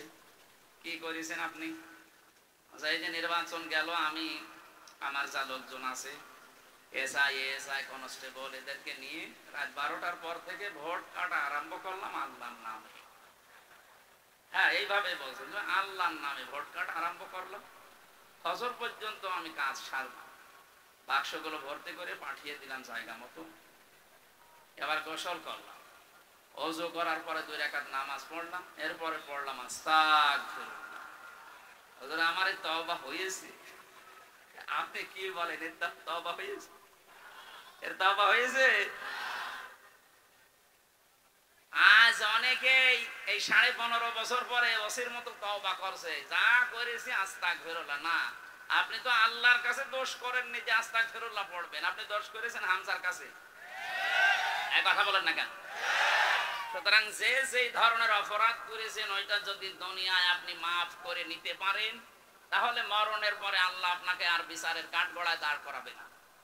কিন্তু এই অপরাধের যদি শাস্তি দুনিয়ায় না হয়, যার ক্ষতি করেছেন ওর ক্ষতিপূরণ যদি দিতে ব্যর্থ হন, কিয়ামতে আল্লাহ যখন বিচার করবে, ওই লোক এসে বলবে যে আমার 32 লাখ টাকা, আমার যেমন 32 লাখ গেছে, আমার বাবা এসে বলবে যে 32 লাখ টাকা এর মামলার আয়ু থেকে একেবারে উপর পর্যন্ত এরা নিয়েছে, এই টাকাগুলো ফেরত দেন, এরপরে আপনি জাহান্নামে যাবেন না জান্নাতে যাবেন, যান। এটা কেন বলছি? কারণ বহু মানুষ এখন এই ধান্দায় আছে, যাই করেছি একটু আস্তাগফিরুল্লাহ পড়িনি। এখানে যারা আলেম আছে, এই যে আমার বড় ভাই, আমি এখন একটা হাদিস বলছি, যদিও শুনেছেন আপনি, এটা দেখেন তো বাস্তবে আমরা কোথায় আছি। আমার ভাইরা, বিশ্বনবীর কাছে একজন যুবতী মেয়ে এসে বলে, হে রাসূল আমি জিনা করেছি। নবীজি মুখ ঘুরিয়ে নিলেন, বললেন যে কথা কাউকে বলবা না, যাও বাড়ি চলে যাও। মেয়েটি আবার সামনে এসে বলে, হে রাসূল আমি জিনা করেছি। নবীজি বললেন এই কথা কাউকে বলবা না, বাড়ি চলে যাও। আবার সামনে এসে বলে, হে রাসূল আমি জিনা করেছি, আপনি আমাকে মুক্ত করেন, আমি এই পাপ থেকে পরিত্রাণ পেতে চাই, পবিত্র হতে চাই। কি মনে হয় জামালপুরবাসী ১৫০০ বছর আগের এই ঘটনা? নবীজি কি তাকে বলতে পারতেন না যে যা হয়েছে হয়েছে, আস্তাগফিরুল্লাহ পড়ি না? কি কথা বলছেন না? বলতে পারতেন না? বলেছিলেন না। ৩ বারের পরে তাকে বললেন, তুমি কি জেনা করার পরে গর্ভবতী হয়েছো? বলে হ্যাঁ। তাহলে বিচার এখন হবে না, আগে সন্তানটা দুনিয়ায় ডেলিভারি হোক, কারণ তোমার দোষ আছে, ওই ছেলেটার দোষ নেই, ওটা তো মাসুম বাচ্চা, ওটা আসুক আগে। ওটা খালাস হওয়ার পরেই মেয়েটা দৌড়িয়ে এসেছে, রাসূল আমাকে মুক্ত করেন, আমি পরিত্রাণ চাই, মুক্তি চাই। বিশ্বনবী বললেন না, এখনই না, এই বাচ্চাটা কমপক্ষে 2 বছর তোমার স্তনের দুধ পান করার হক রাখে। যদিও কোনো মা যদি দুনিয়ায় সন্তানকে দুধ পান না করায়, মায়ের গুনাহ হবে না, কারণ এ দায়িত্ব বাবার। কি নতুন হয়ে গেল নাকি? আমি এবারে আলেমদেরকে বলছি, ওয়াল ওয়ালিদাতু ইউরদিউনা আওলাদাহুন্না হাওলাইনি কামিলাইনি লিমান আরাদা ইয়ুতিম্মার রাদা। শব্দের দিকে খেয়াল করেন, আইয়ুতিম্মা, লিমান আরাদা আইয়ুতিম্মার রাদা, মুযাক্কার শব্দ। আল্লাহ মুয়ান্নাস দেননি। 2 বছর দুধ খাওয়ানো লাগবে সন্তানদেরকে, আদেশ আল্লাহ দিয়েছেন, কিন্তু আদেশ দেওয়ার সময় মুযাক্কার পুরুষের শব্দ দিলেন। এ দায়িত্ব বাবার। যেহেতু বাবার জিনিসপত্র নেই, আছে যেটা আছে যাদের, আল্লাহ ওনাদেরকে ঘাড়ে দিয়েছেন, কিন্তু মা যদি বলে না আমি দুধ খাওয়াতে পারবো না, এ দায়িত্ব তো আমার না। এক একটা সন্তানকে দুধ পান করাতে হলে 5 লাখ করে টাকা দেওয়া লাগবে, ও সুলাইমানকে তাই দেওয়া লাগবে। যদিও মাইকে বলা এটা মনে হয় ঠিক হতো না, কারণ আমি নিজেও ধরা খেয়েছি। আমার এই যে 1 মাস 5 দিন আগে একটা হয়েছে, এখন যদি ম্যাডাম এটা লাইভ দেখে বলবে ঠিক আছে হুজুর বাড়ি আসুক, হয় 5 লাখ দেবেন, না আপনার মেয়ে আপনি নিয়ে যান, আমি তখন বিপদে পড়বো না। না, সম্মানিত মারা, বোনেরা, ভাবিরা যারা এসেছেন, দায়িত্ব আপনার না। আপনি না পান করালে গোনা হবে না, এটা দায়িত্ব বাবা। ওনার কাছ থেকে খরচ পাতি যদি নিতে মনে চায় নেন, তারপরও আপনি দায়িত্ব পালন করে। এক এক ফোঁটা দুধের কারণে একটা নফল হজের সওয়াব পাবে। প্রথমে যখন মেয়ে লোকটা সন্তানের কণ্ঠদেশে 1 ফোঁটা দুধ দেয়, নবীজি বলেন একটা মরা মানুষ জিন্দা করে দিলে যে সওয়াব হয়, ওই সওয়াব পায়। আমার উদ্দেশ্য এটা না। মেয়েটিকে বলেছিলেন যে 2 বছর দুধ খাওয়া, এটা তার অধিকার আছে তোমার স্তনের উপরে। যদিও অনেক মেয়েরা এখন নিজের স্তন, নিজের বডি ফিগার, শরীর নষ্ট হয়ে যাবে, এই জন্য দুধ দিতে চাচ্ছে না। স্বামীকে বলছে ডানো আনো, কি নিয়ে আসতে বলে? ডানো। এই যে কয়েকদিন আগে যেটা গেল, এটার নাম ডানা, আর ওরা নিয়ে আসতে বলে কি?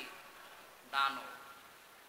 সম্মানিত মা বোনেরা, আমি সতর্ক করার জন্য বলছি, আজ বিশ্বের বহু দেশে নিজের জাত ফিগার নষ্ট হয়ে যাবে, এজন্য সন্তানকে যারা দুধ দিতে চায় না, তাদের স্তন ক্যান্সার হওয়ার সম্ভাবনা বেশি। শেষে ফিগার ঠিক করতে যে কেটে বাদ দেওয়া লাগবে। আমি নিচে আর নামলাম না। আপনারা সম্মানিত মা বোনেরা, মেয়েটি যখন 2 বছর পরে এসেছেন, একটা শক্ত খাবার সন্তানের হাতে দিয়ে নবীজি ডাক দিয়ে বললেন, সাহাবীরা, এই বাচ্চাটার দায়িত্ব একজন নাও। কি আশ্চর্য গো, একটা গুরুত্বপূর্ণ সময় এসে বাদাম ভেঙে দেয়। ছেলে,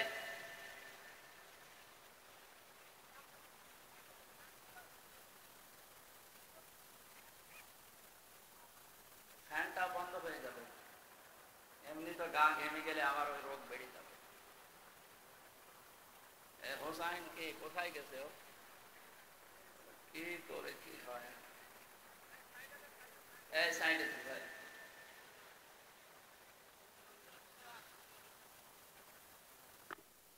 ঠিক আছে, যতটুকু আছে কথা বলবেন, যেভাবে আছেন এইভাবে থাকেন, কথা বলবেন, এই একদম নিশ্চয়।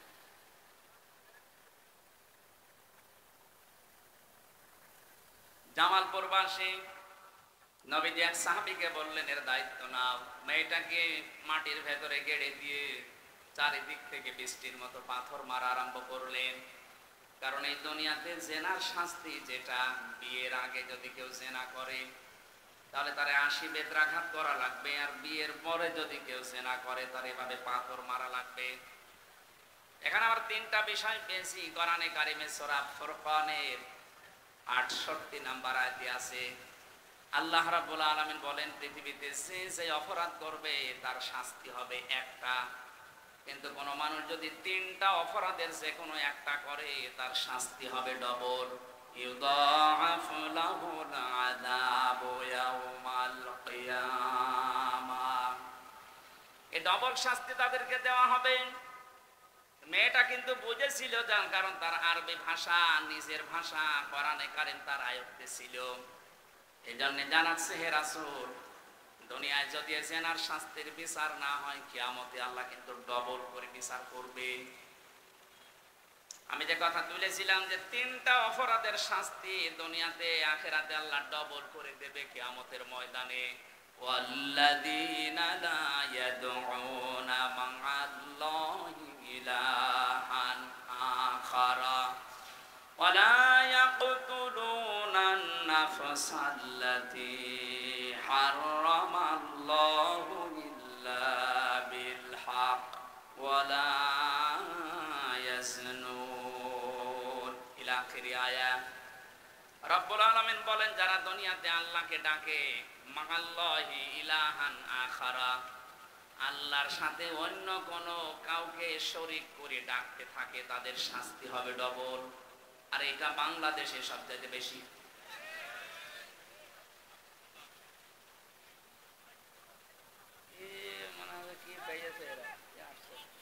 কি সমস্যা কি আপনাদের?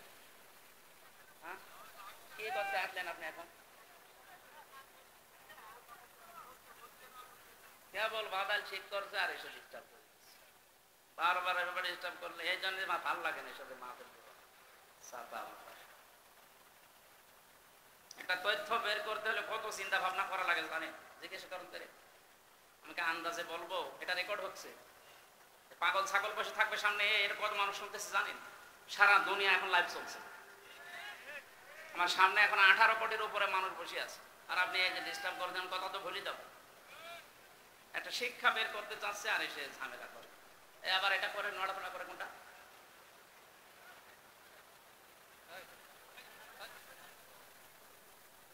মোনাজাত করে দিলাম না, এভাবে হবে না। এবারে এখানে কেউ যেন না আসে। এই ভাইরে কাড়েন তো ভাই, মেম্বার সাহেব ভাই বসেন না, চলে যান।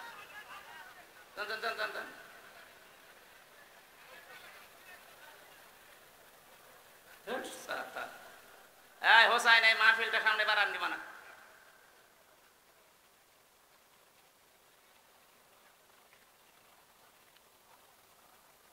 প্রতিষ্ঠানের যে সমস্ত আছে, কামিল মাদ্রাসা, ফাজিল মাদ্রাসা অথবা কলেজ, এরকম ভালো জায়গায় দেবে। ঝামেলা মার্কা জায়গায় এসে আমার মাথা খারাপ হয়ে যাচ্ছে। মঞ্চে যদি 1 ঘন্টার ভেতরে কেউ আসে, দেখেন তার আমি এমনি মোসাফির অবস্থা আছে, বল দোয়া চলে। কি বলছিলাম আমি কিন্তু জিজ্ঞাসা করবো পরে। আমি 1 ঘন্টা ক্লাস নেব, ক্লাসের পরে যদি 5টা প্রশ্ন করে একটাও বলতে না পারে, তো সাথে আপনি আসলেন কেন? হ্যাঁ, কত দূর দূরান্ত থেকে এসে বসে আছে। 3টা অপরাধ করলে আমি বলছিলাম দুনিয়াতে আখিরাতে মিলে আল্লাহ ডবল শাস্তি তাকে দেবেন। 1 নম্বরে, দুনিয়ায় যারা আল্লাহকে ডাকে এর পাশাপাশি অন্য কাউকে ডাকে। এই ছোট জীবনে আমি বিশ্বের বহু দেশ পরিভ্রমণ করে দেখেছি, এটা সবচাইতে বেশি বাংলাদেশে। আপনি সারা দেশের অবস্থায় এক, আল্লাহকে ডাকতেছেন, পাশাপাশি অন্য এমন কাউকে তার সাথে যোগ করে ডাকে, ইয়া আলী বাবা, শাহ আলী বাবা। আমি যে বলছিলাম যে রেকর্ড হচ্ছে, সারা দেশে যাবে, এই জন্য বলছি। আর যারা আল্লাহর নামে জিকির করার পরে পরে কিছুক্ষণ পরে অন্য কাউকে ডাকেন, আপনার শাস্তি ডবল হবে। যারা এগুলো করছেন তা বুঝে করেন আর না বুঝে করেন। এই তাহেরি ভাই যেগুলো করে, আল্লাহকে কিছুক্ষণ ডাকে, এরপরে শুরু করেছে বাবার নামে টাকা ডাকে, ইয়া আলী বাবা, শাহ আলী বাবা, খাজা বাবা, পাগলা বাবা। স্পষ্ট ফতোয়া কোরআনে কারিমের, যারা আল্লাহর সাথে অন্য কাউকে ডাকবে তার শাস্তি হবে কয়টা? ডবল। বলেন বলেন, এগুলো করা যাবে দুনিয়ায়? যারা করছেন না বুঝে এখনই থেমে যাবেন। 2 নম্বরে, ওয়ালা ইয়াকতুলুনান নাফসাল্লাতী হারামাল্লাহু ইল্লা বিল হক। অন্যায় ভাবে যদি কেউ দুনিয়ায় কাউকে হত্যা করে, আগস্টের 5 তারিখের আগে এই দেশে অন্যায় ভাবে হত্যা হয়েছে 3732 জন। সরকার জড়িত 2780 জন এখন হাসপাতালের বেডে কাতরাচ্ছে। ও জামালপুরবাসী, যারা এই যে অন্যায় ভাবে মানুষকে হত্যা করলেন, যারা এর সাথে জড়িত, আল্লাহর কসম তাদের শাস্তি ডবল হবে। কয়টা? বলেন বলেন, কেউ আপনাকে বাঁচাতে পারবে না, আপনার শাস্তি ডবল হবে। 3 নম্বরে, ওয়ালা ইয়াসনুন, তারা জেনা করবে না। যদি কেউ জেনা করে তার শাস্তিও ডবল। এই মেয়েটা এটা বুঝেছিল। হে নবী, আপনি আমাকে বারবার বলেন যে গোপন করে যাও, কাউকে বলবা না আমি কি করে থাকি, আমি তো জেনা করে ফেলেছি, আমি একটা বিবাহিতা মহিলা, আপনি দয়া করে আমাকে পরিত্রাণ দেন, মুক্তি দেন, আমি যেন কিয়ামতে ধরা খেয়ে না যাই। এই যে যখন পাথর নিক্ষেপ চলছিল, হযরতে খালিদ ইবনে ওয়ালিদ বলেন, আমি একটা পাথর খুব জোরে নিক্ষেপ করলাম, ওর নাকের উপরে লাগার পরে ফিনকি দিয়ে রক্ত আমার শরীরে এসে লেগেছে, আমি বরদোয়া দিলাম, তৎক্ষণাৎ জানিয়েছি। নবীজির কানে কথা যাবার পরে বিশ্ব নবী বললেন, খালিদ থামো, এ কথা বলবা না, আমি নবী, তুমি নবী না, আমি যা দেখতে পাই তুমি তো দেখতে পাও না। আমি দেখতে পাচ্ছি জিবরাইল সরাসরি আমার কাছে এসে এই কথা জানিয়েছে। হে নবী, আপনি সাহাবীকে থামান। এই মহিলার তওবা এমন ভাবে আল্লাহ কবুল করেছে, এর যে অনুশোচনা, এর যে অনুতপ্ত হওয়া, এর যা বিচার কার্যকর হয়ে যাওয়া, আল্লাহ এত বেশি পছন্দ করেছে এই মেয়েটার কাজকে। কোন জালেম যদি এইভাবে তওবা করতে পারে, আল্লাহ তাকেও মাফ করে দেবেন। কি বুঝলেন এখান থেকে বলেন তো? আর 15.5 বছর যারা জুলুম, নির্যাতন, অত্যাচার এমন কোন কাজ করেননি, বলেন, আপনি নিজেই বলেন। আয়না ঘর বানিয়েছিলেন। আজকে গুম যারা করে তাদের একটা সম্মেলন হচ্ছিল যে আয়না ঘরের চাইতে গুম করে যেখানে রাখা হতো এটা আরো মারাত্মক। আমি 10 দিন ছিলাম আয়না ঘরে, আমি দেখেছি ওখানে কি কষ্ট দেওয়া হয় মানুষকে। মুফতি ফখরুল ইসলাম আমার সাথে ছিলেন জেলখানায়, উনি বলছিলেন, ভাই আপনার সাথে কি করেছে আমি জানি না, তবে আমার সাথে এই হয়েছিল। এ পায়ের ভেতর দিয়ে হাত দিয়ে, সামনে যে লোহার ব্যারিকেড দেওয়া থাকে ওর সাথে হাত লাগিয়ে হ্যান্ডকাপ দিয়ে বেঁধে দিয়েছে। এভাবে একটা মানুষ কয় মিনিট থাকতে পারে? 1 দিন, 2 দিন, 5 দিন না, 3 বছর একাধারে এভাবে বেঁধে রেখেছিল ওরে। ওর মাজারে হাড়ে পর্যন্ত ব্যথা হয়ে গেছে।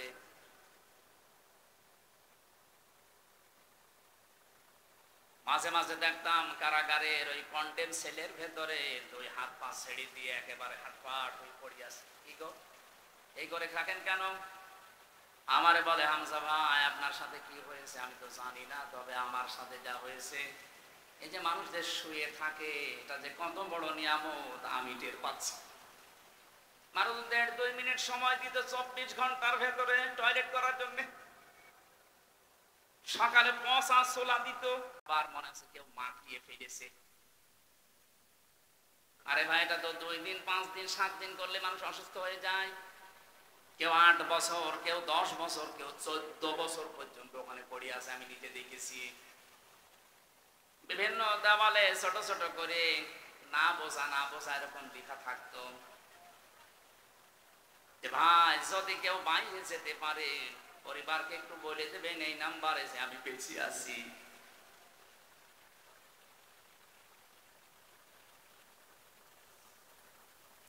অথচ মাথার উপর দিয়ে বা গাড়ি ঘোড়া মানুষজন সব চলাফেরা করছে। কোন জায়গায় যে আসি মাটির নিচে এটা জানি না, কারণ এখন জানারও খবর নেই যে কোন মাস এটা, কোন বছর, কয়টা বাজে, কিচ্ছু জানি না। এভাবে আপনি 5 দিন 7 দিন থাকলে পাগল হয়ে যাবেন। অথচ মানুষ ওখানে পড়ে আছে 8 বছর, 10 বছর, 14 বছর। এই অপরাধের সাথে যারা জড়িত ছিলেন, যারা মানুষকে মিথ্যা মামলা দিয়ে হয়রানি করে জেলে ভরে রেখেছেন, যারা তাদের ব্যবসা প্রতিষ্ঠান বন্ধ করে দিয়েছেন, এরকম বড় বড় অপরাধ যারা এই 15 বছরে করলেন, আপনার বিবেকে কি বলে যে আপনি আস্তাগফিরুল্লাহ পড়বেন আর আল্লাহ মাফ করে দেবে, তাহলে এর উপরে অফিসার হবে না? আপনার মাপ পাওয়ার একটাই পদ্ধতি আছে। এখন আপনি অপরাধ করেছেন যার কাছে, স্বীকার করবেন তার কাছে। তার কাছে স্বীকার করার পরে সে যদি বলে না আমার এই মুক্তিপণ দেওয়া লাগবে, আমার যা ক্ষতি হয়েছে এর ক্ষতিপূরণ দিয়ে যান, আপনাকে দায় দেওয়া লাগবে। আমি তো আমার নিজেরটা বললাম, আমাকে বিনা কারণে আপনি 3টা বছর রেখে দিলেন। এখন যদিও আমার মামলায় কয়েকদিন আগে সব খারিজ হয়ে গেছে, আদালত কর্তৃক প্রমাণিত যে আমার কোনো দোষ পাইনি, তারা আমি নির্দোষ, তাহলে 3 বছর আমাকে ফাঁসির কন্ডেম সেলে রাখলেন, এটা অন্যায়। যদি দোষ পেতেন তাহলে কিছু বলতাম না। আদালত কর্তৃক প্রমাণ হয়েছে আমার কোনো দোষ নেই, আমি নির্দোষ। যে মামলা আমারে দিয়েছে ও বিষয় আমি কিছু জানি না। এরপরও 32 লাখের উপরে টাকা আমার বাবার খরচ করালেন আপনি। এই মামলাটা সিএমএম কোর্ট, জজ কোর্ট, হাইকোর্টে কমপক্ষে 30 বার উঠেছিল। এটা বিশাল ক্ষতি আমার জীবনে করলেন। শুধু আমার একা না, আমার স্ত্রীর, আমার 2টা মেয়ের, আমার মা বাবার। কথা বলছেন না? আর আপনি আন্দাজে কাবার গিলাফ ধরে এখন যে পড়বেন আস্তাগফিরুল্লাহ আর আল্লাহ আপনাকে মাফ করে দেবে, আমি খেলা করছি? আপনি আগে আমার কাছে বলবেন। আমি যদি বলি আমার ক্ষতিপূরণ দেওয়া লাগবে, আমি তো বলে দিয়েছি আমার মামলার আয়ু সহ যারা একেবারে উপর পর্যন্ত তারা জড়িত, প্রত্যেকের মাপ চাইতে হলে আমার ক্ষতিপূরণ দেওয়া লাগবে, নয়তো মাপ নেই। কিসের মাপ? আর আমি যদি মাফ না করি, কিয়ামতে এটা আল্লাহ ডবল করে বিচার করবে। ওই মহিলা ভালোভাবে বুঝেছিল যে এটা আস্তাগফিরুল্লাহ পড়ার কাজ না। দুনিয়ায় আগে শাস্তি যদি আমি নিয়ে যেতে পারি, তাহলে কঠিন ময়দানে এই বিষয় আল্লাহর জিজ্ঞাসা করবে না। আমরা এখন এই ধান্দায় অনেকে আছি, অনেকে কিছু জানে না, যে যা কসে করুক আস্তাগফিরুল্লাহ পড়ে নেব না, হবে না। আপনি যা করেছেন আপনার জীবনে, যার কাছে যেটা করলেন আপনি তার কাছে যেটা স্বীকার করবেন আগে। আমি আশা করি আমার এই হাদিসের ব্যাখ্যা আপনি বুঝেছেন। কি কথা বলেন না কেন?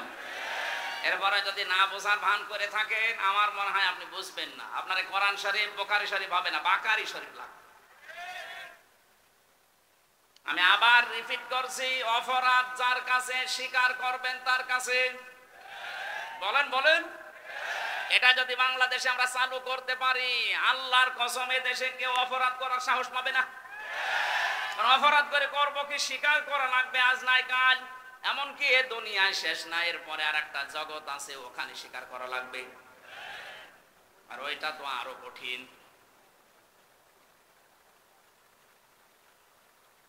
যেন আমি যেটা বোঝানোর জন্য পর্যন্ত এসেছিলাম, যারা যে মিথ্যা কথা ছড়ান যে আমরা নির্বাচিত ছিলাম না, নির্বাচিত হওয়া লাগে নির্বাচনের মাধ্যমে, এই সিস্টেমটাই ছিল না। কোরআনে কারিমে আল্লাহ সূরা হজের 78 নম্বর আয়াতে জানিয়েছেন, হুয়া জিতাবাকুম ওয়া মা জাআলা আলাইকুম ফিদ্দীনি মিন হারাজ। তিনি সে আল্লাহ যিনি তোমাদেরকে নির্বাচিত করেন। জামালপুরবাসী বুকে হাত দিয়ে বলেন তো, নির্বাচিত করা হয়েছে পদ্ধতির মাধ্যমে, তার নাম কি? নির্বাচন। বলেন বলেন। নির্বাচন না হলে মানুষ নির্বাচিত হয় কি করে? যেহেতু এটা হয়নি, তার মানে আপনি নির্বাচিত না। এ কথাটা মিথ্যা কথা। আপনি যতই মোড়লদেরকে বোঝান, তারা তো আর পাগল না, অত পাগল না। পাগল কিন্তু অত পাগল না। সুতরাং মিথ্যা কথা ছড়ানো যাবে না। যারা ছড়াচ্ছেন তারা থামবেন। আমি জানি জালেমদের কপালে হেদায়েত নেই। আল্লাহু লা ইয়াহদিল কওমাস সালিমিন। আল্লাহ বলেন ইয়াহদি, এটা মজারে, বর্তমান, ভবিষ্যৎ, প্রেজেন্ট, ফিউচার। জালেমদেরকে আমি আল্লাহ পথ দেখাচ্ছি না, ওদেরকে পথ দেখাবো না। এজন্য জালেমদের দুনিয়াও শেষ, আখিরাতও শেষ। কারণ কিয়ামতের দিন জালেমরা আল্লাহর মামলার আসামি। কার? এটা আমি বানালাম। সূরা শূরা 42 নম্বর আয়াতের প্রথম অংশে আছে, 25 নম্বর পারার 6 নম্বর পৃষ্ঠার 12 নম্বর লাইনে পাবেন, ইন্নামাস সাবিলু আলাল্লাযিনা ইয়াযলিমুনান নাস। অবশ্যই আমি আল্লাহ নিজে মামলা দায়ের করব তাদের বিরুদ্ধে যারা মানুষ হয়ে মানুষের উপরে জুলুম করেছে। এটা দেশে হয়নি বলেন তো? এই কথা বলেন না, হয়নি? এই জন্য বলছি জালেমরা ওদের দুনিয়া শেষ, আখেরাত তো আগেই শেষ। এই জন্য আমরা যেন আবার ওদের মতো কপাল পোড়া হয়ে না যায়। আমি এই জন্য বারবার সতর্ক করছি, আমাদের সামনের জীবন বিবেক দিয়ে চালানো লাগবে। আজকের তেলাওয়াত কি আয়াতে আল্লাহ ওই কথাগুলো আমাদেরকে শোনাচ্ছেন, যাদের 3টি ইন্দ্রিয় শক্তি দিয়েছি কিন্তু তারা কাজে লাগাচ্ছে না। আমি আল্লাহর ঘোষণা, এরা জাহান্নামী। ওয়ালাকাদ দারআনা লিজাহান্নামা কাসীরাম মিনাল জিন্নি ওয়াল ইনস। সূরা আরাফের 179 নম্বর আয়াতের প্রথম অংশে আল্লাহ জানিয়েছেন অবশ্যই। এখানে আল্লাহ ওয়া দিয়ে আরম্ভ করে 2টা তাকিদ দিয়েছেন, লাম একটা, কদ একটা। কথা বলার আগে আল্লাহ গ্যারান্টি দিচ্ছেন, তার মানে এটা গুরুত্বপূর্ণ বিষয়। অবশ্যই অবশ্যই দারআনা লি জাহান্নামা, জাহান্নামের জন্য আমি আল্লাহ বানিয়েছি, তৈরি করেছি কাসীরাম মিনাল জিন্নি ওয়াল ইনস, অধিকাংশ মানুষ আর জিন জাহান্নামে যাবে, এই জন্যই তারা তৈরি হয়েছে। আল্লাহ এখানে পালিল না দিয়ে কাসির দিয়েছেন। প্রশ্ন আসতে পারে, অধিকাংশ জিন আর মানুষ যদি জাহান্নামে যাবে তাহলে আমার দোষ কি? আমার দোষ আছে। আমার দোষ এইটা, এখানে আল্লাহ 3টি ইন্দ্রিয় শক্তির কথা জানাচ্ছেন। এটা পৃথিবীর সব সৃষ্টিকে দেয়নি, যাদেরকে দিয়েছেন তারা যদি কাজে না লাগায়। আল্লাহ প্রথম প্রশ্ন দিচ্ছেন, প্রথম তাদের পরিচয় দিয়েছেন উলাইকা কালানাম, এরা চতুষ্পদ জানোয়ার, বালুহুম আদল, বরং তার চাইতে নিকৃষ্ট। আদল ইসমে তাফজিল, এটা এর চাইতে খারাপ আর হয় না। উলাইকা হুমুল গাফিলুন, এরা গাফেল। এবার দেখেন তো এই 3টি ইন্দ্রিয় শক্তি আপনার আমার আছে কিনা। লাহুম কুলুবুল লা ইয়াফকাহুনা বিহা। আল্লাহ পাক বলেন 1 নম্বরে তাদের ইন্দ্রিয় শক্তি দিয়েছি কলব, হৃদয়। এতে কমন সেন্স, বিবেক, এটা যাদেরকে দিয়েছি, এটা থাকার পরে যারা কাজে লাগায় না, ওইগুলো আমি আল্লাহর কাছে মানুষ হিসাবে বিবেচিত না, ওরা জানোয়ার। এটা সারা বিশ্বের ভেতরে বাংলাদেশে এই প্রকার মানুষ আপনি বেশি পাবেন।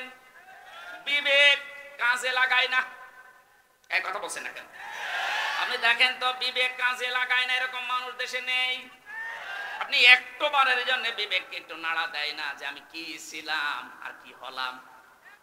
আল্লাহ ওই জায়গায় একটু আঘাত দিয়েছেন, হাল আতা আলাল ইনসানি হিনুম মিনাদ দাহরি লাম ইয়াকুন শাইআম মাযকুরা। সূরা দাহরের প্রথম নাম্বার আয়াতে আল্লাহ বলেন, মানুষকে একটু চিন্তা করে না যে কি থেকে আল্লাহ ওকে আমি কি বানিয়েছি। অত উল্লেখ করার মতো কিছু ছিল না। ও যে হামজা হয়ে চেয়ারে বসে আছে, এই নাম গন্ধ ছিল? বলেন বলেন, একটা বারের জন্য তো চিন্তা আসে না যে কি দিয়ে বানালাম তোকে আমি? তোর বাবা মার দায়িত্ব ছিল শুধু বিছানায় থাকা, বাকি যা করার কেউ করে না, এটা আমি আল্লাহ করেছি। কোরআনে কারিমে সূরা মুলকের ভেতরে আল্লাহ আমাদেরকে একটু নাড়া দিয়েছেন, আম্মান আম্মান হাদাল্লাযী হুয়া জুনদুল লাকুম ইয়ানসুরুকুম মিন দুনির রহমান ইনিল কাফিরুনা ইল্লা ফি গুরুর। আল্লাহ পাক বলেন, তার নিজের নামটা এখানে দিয়েছেন রহমান। এ রহমান যদি তোমাদেরকে বঞ্চিত করে দেয়, তোমাদের কোন সৈন্যবাহিনী আছে যে তোমাদেরকে বাঁচাতে পারে, সাহায্য করতে পারে? উনি যে বিভিন্ন সাহায্য তোমাকে করছেন। আয়াতের তাফসিরে আমি পড়েছি, প্রতিটি মানুষকে আল্লাহ সুস্থভাবে চলার জন্য লক্ষ লক্ষ ফেরেশতা তার পেছনে লাগিয়ে রেখেছেন। এটা আমি কথা বলতে পারি, এক একটা কথা তৈরি হওয়ার জন্য 27টা ধাক্কা লাগে কণ্ঠে। বিজ্ঞান প্রমাণ করেছে মানুষে কথা বলে, আল্লাহ মাহুল বায়ান, মানুষকে আল্লাহ বায়ান শিখিয়েছেন। এই কথা বলতে হলে 27টা স্তরে ধাক্কা লাগে, এরপর একটা কথা তৈরি হয়। আর কোরআনের তাফসিরে পেয়েছি এক একটি স্তরে এক একজন ফেরেশতা আল্লাহ বসিয়ে রেখেছে।